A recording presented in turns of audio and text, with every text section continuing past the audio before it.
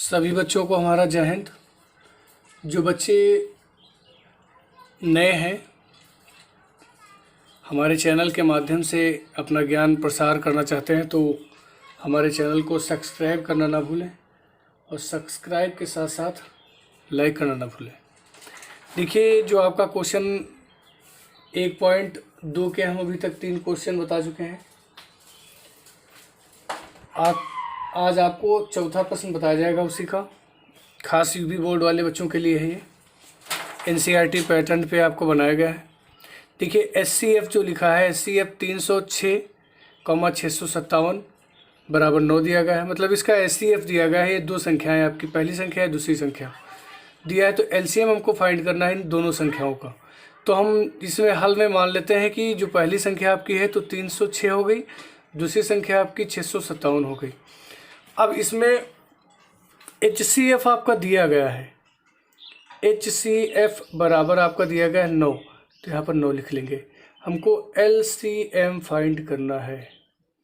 तो आपको इससे पहले जब हम 1.2 लेसन बताने जा रहे थे तो आपको एक फार्मूला बताया था, पहली संख्या गुणे दूसरी संख्या बराबर लासा गुणे मासा, मतलब एलसीएम गुणे एचसीएफ।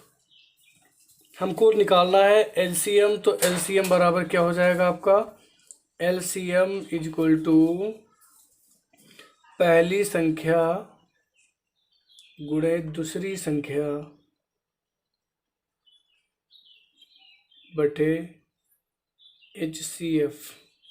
अब इसकी वैल्यू पुट कर लेते हैं तो LCM इज इक्वल टू आ जाएगा आपका, पहली संख्या आपकी है 306 गुणे सेकेंड संख्या आपकी है 657 और अपॉन में आपका आ जाएगा 9। तो यहाँ पर 9 के पहाड़े में क्या 306 कट सकता है, देखते हैं। तो 9 त्रुक 27 हो जाएगा, बचा आपका 3, 9 चौक 36, हाँ 9 से कट जाएगा तो 9 एकम 9 हो जाएगा, 9 त्रुक 27 हो गया और 9 चौक 36 हो गया। ये आपका आ गया 34।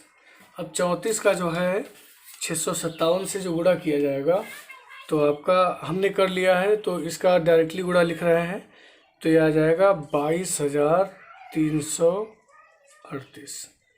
ये आपका आंसर इसका कंप्लीट हो गया।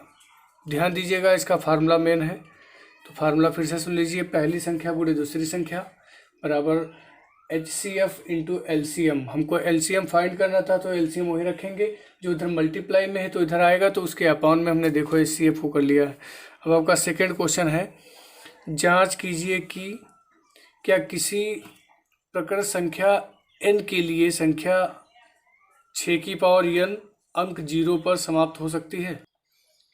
तो इसमें आप देखेंगे जो बताया गया है, तो आपको पता ही है कि जो 6 के अभाज्य गुणनखंड होते हैं, तो 6 के अभाज्य गुणनखंड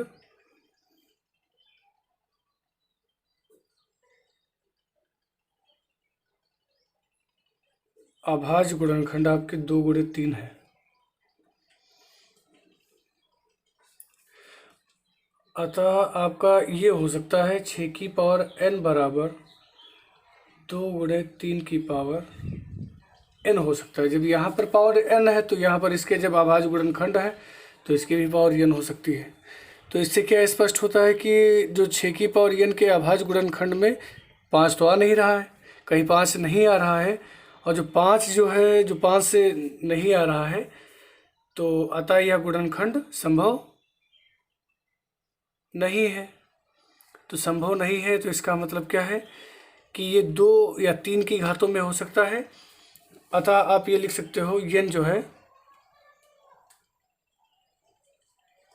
अतः कोई भी संख्या n नेचुरल, ये हो जाएगा नंबर, ऐसी नहीं है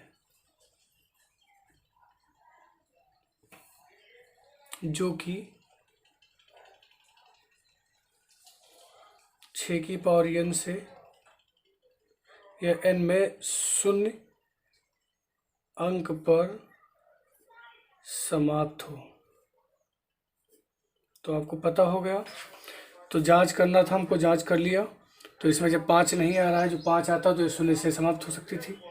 तो इसका मतलब क्या है, जो 6 की पावर n है में शून्य अंक पर समाप्त हो, ऐसा नहीं हो सकता। ये आपका सेकंड क्वेश्चन, मतलब इसका जो है 5th क्वेश्चन आ गया कंप्लीट। आगे क्वेश्चन नंबर 6 कह रहा है कि व्याख्या कीजिए कि 7 गुणे 11 गुणे 13 प्लस 13 और 7 गुणे 6 गुणे 5 गुणे 4 गुणे 3 गुणे 2 गुणे 1 ब्रैकेट और प्लस 5 भाज्य संख्याएं क्यों हैं। अब इसके बारे में आपको बताना है। तो सबसे पहले हम चेक करेंगे जो आपका शुरुआत की जो संख्या दी गई है, सबसे पहले इनकी हम बात करेंगे। तो ये दिया गया है 7 गुणे 11 गुणे 13 और प्लस 13। अब देखते हैं 13 इधर भी है, 13 इधर भी है, तो हम ले लेंगे 13 कॉमन। तो 13 जब कॉमन हम ले लेंगे तो इधर क्या बचेगा आपका 7 गुणे 11 और प्लस का 1, क्योंकि दोनों तरफ जो 13 हमको मिल रहा है तो ये हम बाहर ले लेंगे। तो ये 13 आपका, ये 13 बाहर निकल आएगा। तो जहाँ पर कोई संख्या नहीं वहाँ पर 1 लिख दिया जाता है। तो 11 सत्य 77 और एक हो जाएगा 78।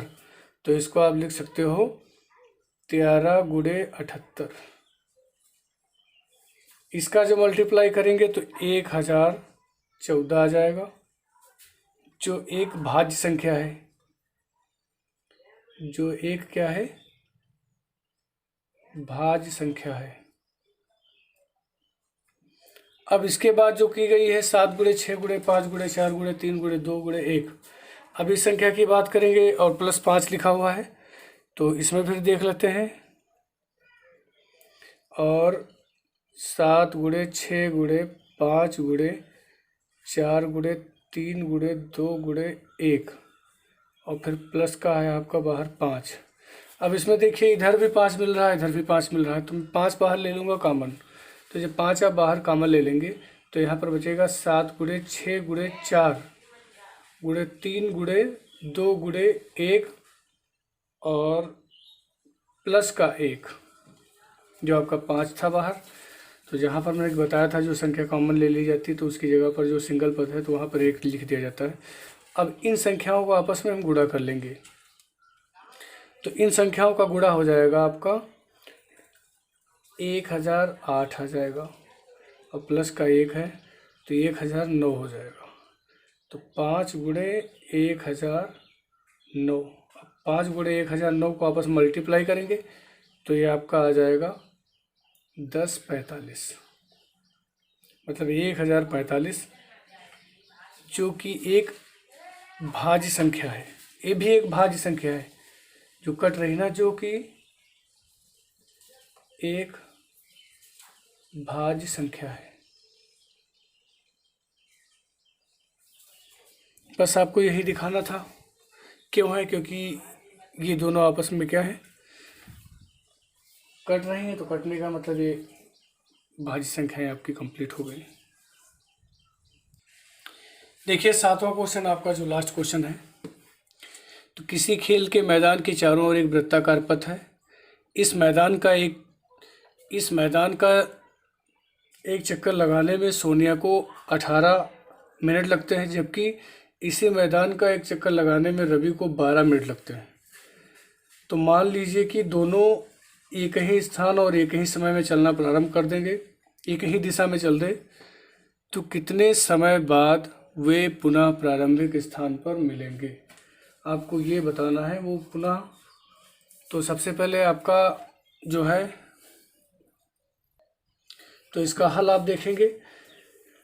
तो कह रहे हैं कि जैसे सोनिया है तो एक चक्कर लगाती है तो 18 मिनट लगते हैं उसको, और जो रवि लगाता है उसको 12 मिनट एक चक्कर लगाने में। एक ही मतलब दिशा में एक ही स्थान से चलना आरंभ करते हैं एक ही समय पर।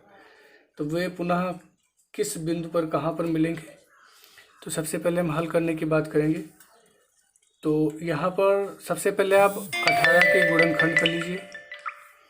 तो 18 के गुणनखंड, तो ये हो जाएगा 2 से कट जाएगा, 2 9 18 हो जाएगा, फिर 3 3 9, 3 1 कम 3, ये आ गया। 12 का इसी तरह कर लेते हैं। तो 2 6 12, तो 3 6 3 एकम 3।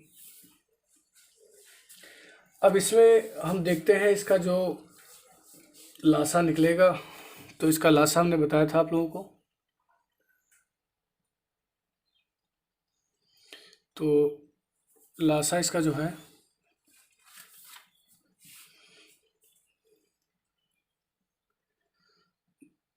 2 गुणे, क्योंकि 2 एक बार यहाँ मिल रहा है तो एक बार वो लिखेंगे, फिर 2 लिखेंगे आपका, फिर 3 एक बार मिल रहा है तो 3 लिखेंगे, फिर 3 लिखेंगे। तो 2 दूना 4, 4 3 12, 12 3 36, यहाँ पर आपका 36 लासा आ गया। तो 36 मिनट बाद जो है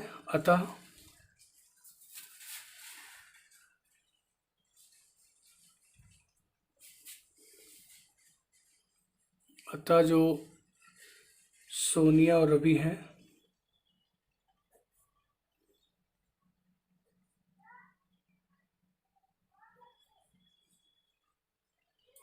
पुनः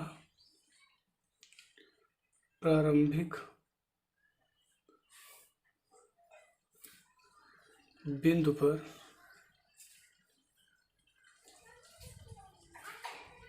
36 मिनट बाद मिलेंगे। ये आपका लेसन हो गया पूरा कंप्लीट, आपका 1.2।